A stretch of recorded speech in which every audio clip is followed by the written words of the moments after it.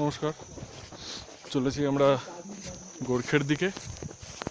এখন পুরোপুরি একটা জঙ্গলের মধ্যে দিয়ে রাস্তা, পুরো জঙ্গল এবং অসাধারণ অ্যাডভেঞ্চারাস একটা প্লেস। বেশ রাস্তাটার মধ্যে একটু চ্যালেঞ্জিংও আছে হালকা, আর মোটামুটি সোজা রাস্তা, আর সমতল সমানও আছে, উতরাইটাই ম্যাক্সিমাম।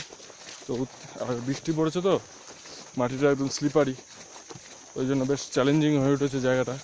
কিন্তু জায়গাটার রূপটাও অসাধারণ, একদম জঙ্গলের মধ্যে দিয়ে ঝিঝির ডাক, তার মধ্যে দিয়ে কিছু অভিযাত্রী চলেছে, সামনে রিজু, গ্যাডি আর আমাদের সৌমিকদা।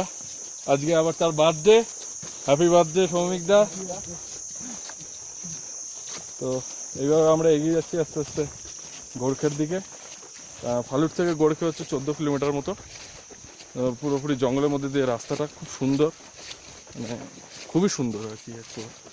তো যাই হোক, এখন আমরা হেঁটে চলি, আবার পরে আবার দেখা হবে। বাই।